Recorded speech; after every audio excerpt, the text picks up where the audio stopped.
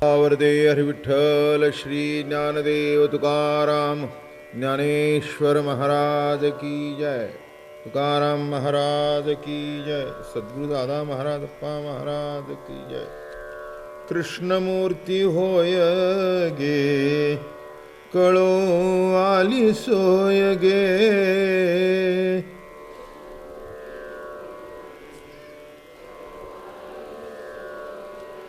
कृष्णमूर्ती होय गे कळो आली सोय गे।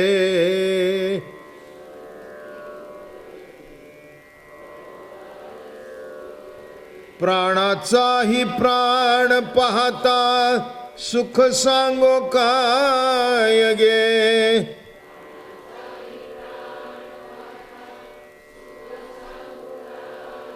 तुळशी माळा गळा गे कस्तुरीचा टिळा गे।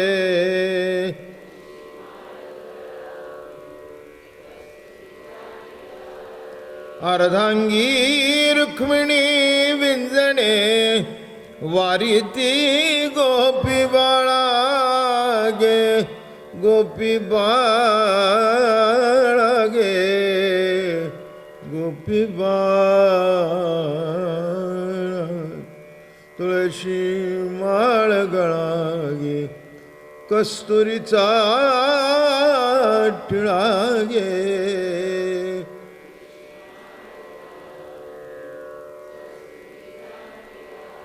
पितांबराची कास गे कसली सावकाश गे।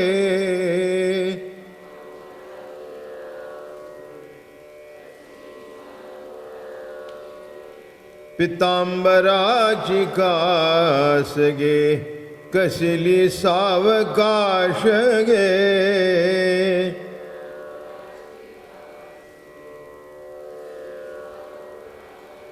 नारद तुम्बर गायन करती पुढे निजदास गे। तुळशी माळ गळा गे कस्तुरीचा टिळा गे।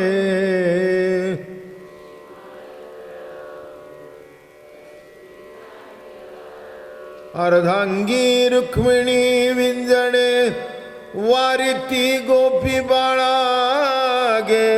गोपी बाळा गे तुळशी माळ गळा गे कस्तुरीचा टिळा गे।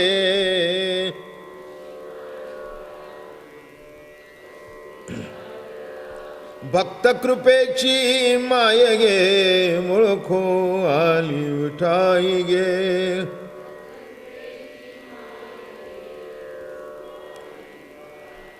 एका जनार्दनी विटे जोडी आले पाय गे। जोडी आले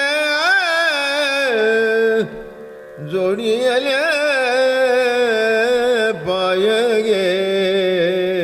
तुळशी माळ गळा गे कस्तुरीचा टिळा गे।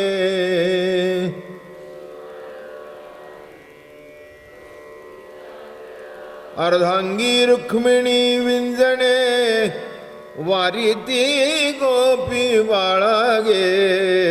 तुळशी माळ गळा गे कस्तुरीचा टिळा गे।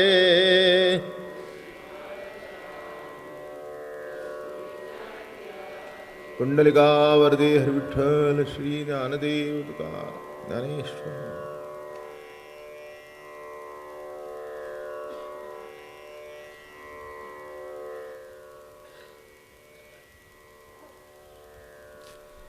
माऊली महाविष्णू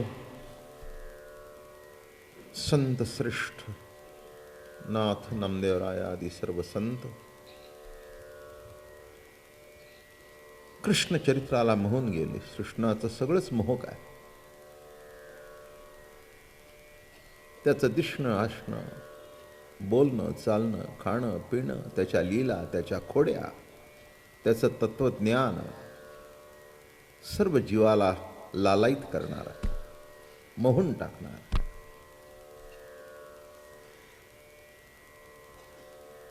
आणि सर्व लीलेमध्ये रासलीला ही सर्व भगवंताच्या अवताराची एक लीलेमधली परिसीमेची लीला आहे.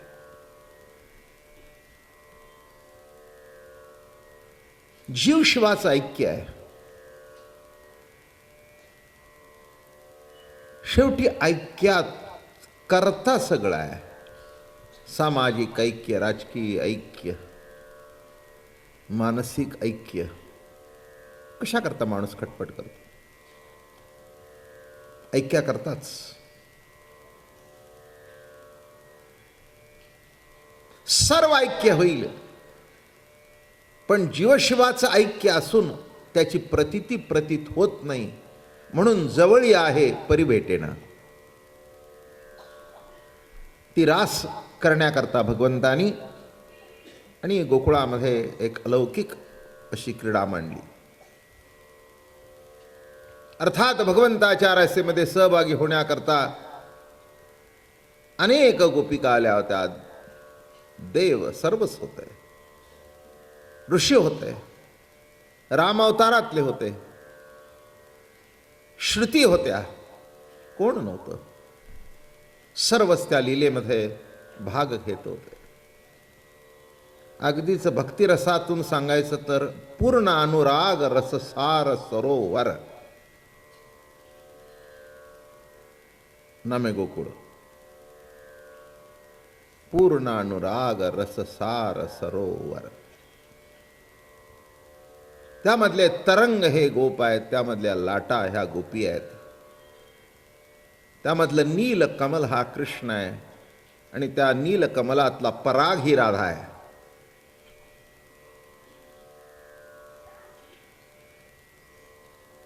पूर्ण अनुराग रससार सरोवर. पूर्ण अनुराग. गोकुळ कशाचं आहे? कृष्ण चरित्र कशाचं घडलं, कुठे घडलं? पूर्ण अनुराग रससार. नाही का? अनुराग म्हणजे प्रेम. अनुराग शब्दाचा अर्थ प्रेम आहे. तसं नुसतं प्रेम नाही, तर पूर्ण अनुराग रससार सरोवर नमे गोकुळ. त्या सरोवरामध्ये अशा लहरी आहेत, त्याच गोपिका आहेत, तरंग आहेत, तेच गोपाळ आहेत. ऐका, अनुरागावर जेव्हा एखादा तरंग उठतो, जेव्हा एखादी लहर उठते, ती तितकीच मोलाची असते. रागाची लहर निराळी, द्वेषाची लहर निराळी, मोहाची लहर निराळी, विषयांची लहर निराळी, आणि अनुरागाची लहर निराळी. नाही का? म्हणून इतर ठिकाणी अनुराग असेल, गोकुळामध्ये पूर्ण अनुराग. तो अनुराग ते प्रेम पूर्णत्वाला पोचलेलं होतं, म्हणून रासक्रीडा घडली.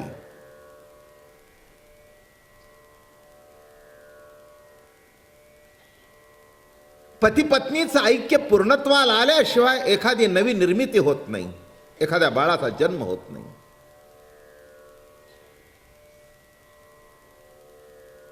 त्या अनुरागाचं ते एक व्यक्त दर्शन आहे. मिलनाशिवाय नाही.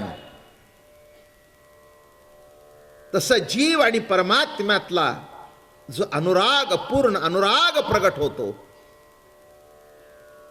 तो सुद्धा सहज एक लहर आहे. सहजे स्वसुखाचे नि अपारे, सर्वाडले नि अंतरे, आणि रचिला म्हणोनी बाहेर पाऊल न घाली, सहजे स्वसुखाचे नि अपारे. सहज लहर आहे, सहज. त्याला काही कारण आहे अशातला काही भाग नाही.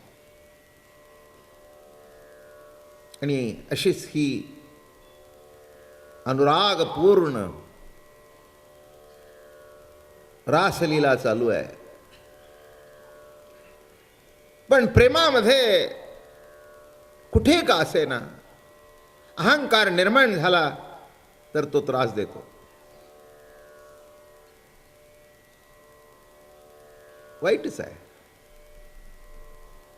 मी एक सांगतो, आमचे आप्पा महाराज म्हणायचे, फार सुंदर बोलायचे ते, ते म्हणायचे बिबव्याला जाळायला दुसरं काही लागत नाही, बिबवा आपल्या तेलाने जळत असतो.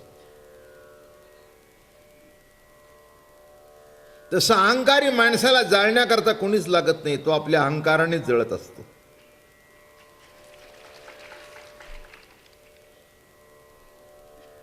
त्याला जाळण्याकरता काही कोणी लागत नाहीये.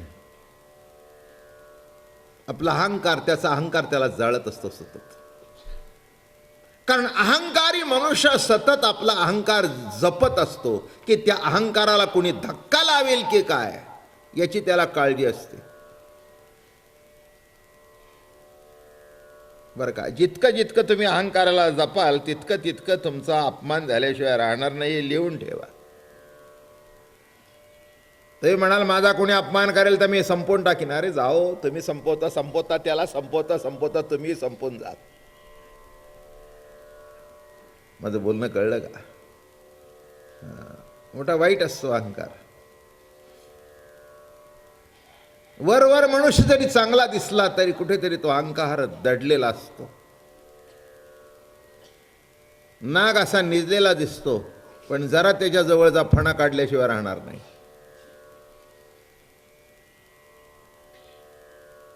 साधे अहंकार बरे, साधे साप बरे, पण फणा काढणारा वाईट. त्याचा चावा बसला तर विष खलास करून टाकेल समोरच्याला. थोडं समजून घ्या, घेतलं तर बरं पडेल. नाही तर आपलं चालूच आहे, ये रे माझ्या मागल्या, मी प्रवचन सांगतोय आणि तुम्ही ऐकतोय. तुम्ही आहात तिथे आहात, माझं आपलं चालूच आहे. तो का म्हणे मेलो सांगता सांगता. काय नाही म्हणजे हे मी तयार केलेलं प्रमाण नाही, गात्यातच आहे. काय म्हणतात तुकाराम महाराज? तुका म्हणे मेलो सांगता सांगता. ते म्हणाले अरे बाबा तुम्हाला ना सांगता सांगता मेलो मी, पण तुमच्यात काही फरक पडला नाही. पुढचा म्हणाला एवढं तुम्हाला सांगायला तरी कोणी सांगितलं होतं. बरोबर, हेही बरोबर. कळलं का? काहीही चुकलेलं नाही. पण लक्षात ठेवा, शेवटी काय, दुसऱ्याचं नुकसान होईल हा भाग निराळा, पण जिथे आपलंच नुकसान होतंय त्याचा प्रथम विचार करावा. आणि दुसरं काही पैशाचे नुकसान अमकं तमका हा पुढचा भाग आहे, त्याची प्रक्रिया आहे ती. मूळ द्वेष, मूळ अहंकार. आणि इथे सुद्धा तेच लिहिलंय बरं का. अहंकार कोणत्याही क्षेत्रात चालत नाही, भक्तीमध्ये सुद्धा नाही. किंबहुना उलट असं मी म्हणेन की ज्ञानाच्या ठिकाणी अहंकार शोभून दिसतो पण भक्तीच्या ठिकाणी शोभून दिसत नाही.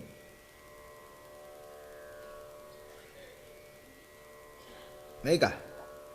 वारकऱ्यात बसून बिडी फुकायला लागलेलं बरं दिसत नाही, नाही का? नाही का? हां, आता काय दारू पिण्या इतकं काही बिडी फुकणं वाईट नाही आहे. पुष्कळचे लोक तंबाखू सुद्धा खातात, पण ते आपण कुठे बसलोय याचाही विचार करून फुकावं, नाही का? तसा अहंकार हा कुठेही असला तरी तो वाईटच आहे. आणि म्हणून गोपिकांच्या मनामध्ये अहंकार निर्माण झाला. काल सहज बोलता बोलता सहज 2-3 शब्द वापरले. अहंकार 3 प्रकारचा, एक संसारातला अहंकार, एक परमार्थातला अहंकार आणि एक आध्यात्मिक अहंकार. अशा अहंकाराचे 3 प्रकार आहेत माझ्या दृष्टिकोनातून. आणखीन कोणाची काय असतील ते असतील, पण माझ्या चिंतनातून जे प्रगट झालं, एक संसारातला अहंकार आहे. त्याचं जिवंत चित्र म्हणजे हा जमलेला समाज. तुम्हाला कोणाला माहीत नाही संसारातला अहंकार काय तो? नाही का? काय आहे, कशाचं चित्र आहे सगळं? प्रत्येक माणसामध्ये संसारातला अहंकार आहे, कमी जास्ती प्रमाणात आहे, पण आहे. मुलाला मुलगेपणाचा अहंकार आहे, बापाला बापपणाचा अहंकार आहे, बायकोला बायकोपणाचा अहंकार आहे, नवऱ्याला नवरापणाचा अहंकार आहे, नोकराला नोकरापणाचा अहंकार आहे. पण अहंकार प्रत्येकात आहे. जो संसारामध्ये अहंकाराला मुरड घालतो त्याचा संसार नीट होतो. जो मुरड घालत नाही त्याचं वाटोळं झाल्याशिवाय राहत नाही. हेही तुम्ही काही काही माणसं अतिशय बेचू, जे व्हायचे ते होईल. बरं तर ठीक आहे, त्याला इलाज नाही ना, त्याला इलाज नाही. मग आम्ही एक आमच्या घरी फार सुंदर शब्दप्रयोग लहानपणापासून, भिकेचे डोहाळे तुम्हाला आठवले तर आम्ही तरी काय करणार. भिकेचे डोहाळे कळले का? एखाद्या बाईला डोहाळे लागले, काय लागले? नवरा म्हणला माझ्या पोटात डोहाळे लागले. काय म्हणले? 4 घरी भीक मागावी. मोठा भिकारी तुझ्या पोटी येतोय, धन्य आहे तू, येईन मी. तसं आता भिकेचे जर डोहाळे लागले तर त्याला इलाज नाही. अहंकार असतो पण मुरड घालणं तितकंच महत्वाचं आहे, नाही का? मुरड घालता आली पाहिजे. गंमत म्हणून सांगू का? चला, काय आता आपल्याला महिना काढायचा आहे. इथे सगळे संसारिक आहेत. तुम्हाला मुरडीचा कानवला माहिती आहे का? मुरडीचा कानवला नाही नाही, माहिती असून उपयोग नाही हो, करता येतो का? माहिती असणं आणि करता येणं फार मोठा फरक आहे. पूर्वीच्या काळी, जुन्या काळातली बायका मुरडीचा कानवला करायचा. आणि एक कानवला कसा आहे की असं एक गोल करायचं, त्याच्यामध्ये सारण भरायचं, दूध लावायचं, असं असं असं असं असं असं असं वर करतो जा दिशेतून, म्हणजे अर्ध त्याच्यावर टाकायचं, असं दाबायचं बरं का. आणि मग ते वेड वाकडं दिसतं.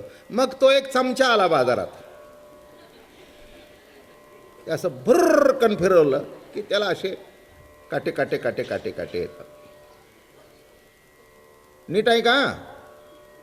फार वर्म याच्यात ते काटे काटे येतात. आणि काय असतं ते जर नीट चिकटलं नाही ना, जिथे दूध लावलंय आणि दाबलंय त्याच्या पुढचं जर कापलं गेलं तर त्या तुपात टाकल्याबरोबर बरोबर तोंड उघलतं त्याचं. मग ती बाई म्हणते असं कसं झालं, कसं झालं काय? आणि शेवटी ते कापून कापून कापून सारण संपतं आणि तो गोळा शिल्लक राहतो. कळलं का तुम्हाला? कशाचा? ते कापून काढलेले काठ. मग आता कळत नाही त्याचं काय करावं. पण पूर्वीच्या काळी कसं असायचं, ते असं चिटकवलं की नाही की मग ती एक असं तिथल्या तिथे मुरडायचं. ती अशी एक वेणी तयार होते. आणि ते मुरडल्यानंतर कसाही तो कानवला टाका, तो फुटायचाच नाही आणि मागे शिल्लक राहायचंच नाही. माझं म्हणणं कळलं का? किती मुरडीचा कानवला. संसारात हा कानवला नाही आला तरी हरकत नाही, पण ज्याला संसारामध्ये मुरड घालता येते त्याचाच कानवला फुटत नाही, नाही तर फुटल्याशिवाय राहत नाही. सगळं सारण ताव्यात. काय असं झालं? असं कसं झालं? एवढं सगळं सगळं म्हणजे काय? त्या तुपामध्ये सगळं ते खोबरंच आणि खसखस अगोदर मनात होती.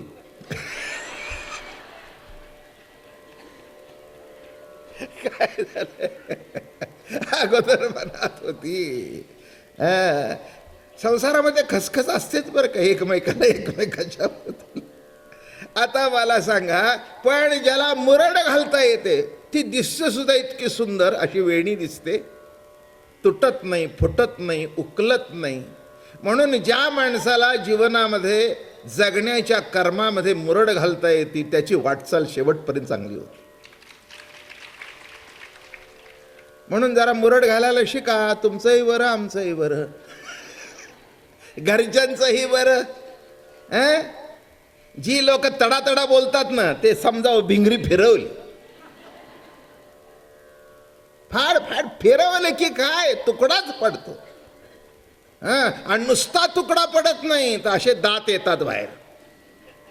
ते कापलेले कसे येतात? असे असे टोको टोको टोको टोको टोको येतात. एक लक्षात ठेवा, शक्यतो आयुष्यामध्ये कापाकापी करायच्या भानगडीत पडू नका. शक्यतो अहंकाराला मुरड. मी अप्रस्तुत सांगत नाही आहे, संसारिक अहंकार सांगतोय बरं का. विषय मांडायचे म्हटले तर कितीतरी सांगता येईल, काय नाही ते चरित्र पुढेच सरकायचं नाही असंही होईल. नाही तर काय झाले 10-11 दिवस तर सहज झाले काय. पण हेही ऐकण्यासारखं आहे. भगवंताची रास जर नीट कळायची असेल आणि भक्ती प्रेमाची अवस्था प्रगट व्हायची असेल तर अहंकार निर्माण होऊन जमणारच नाही. हे लिहून ठेवा तुम्ही, कुठेही तो चालत नाही. 2 शब्द मागे घेऊन 2 पावलं मागे घेतात त्यांचं जीवन यशस्वी होतात. मग त्यांना भित्रे म्हणा नाही तर त्यांना काय म्हणा, पण त्यांचं जीवन यशस्वी होतं. 2 पावलं मागे सरलं तर कुठे बिघडलं? काही तसं काही अपमान बिप्मान काही तुमचा होण्यासारखा नाही आहे. पण का म्हणून आटपलं. संसारामध्ये अहंकार पुष्कळ असतात माणसाला. मी केलं आहे की नाही? कोणी केलं? मी म्हणून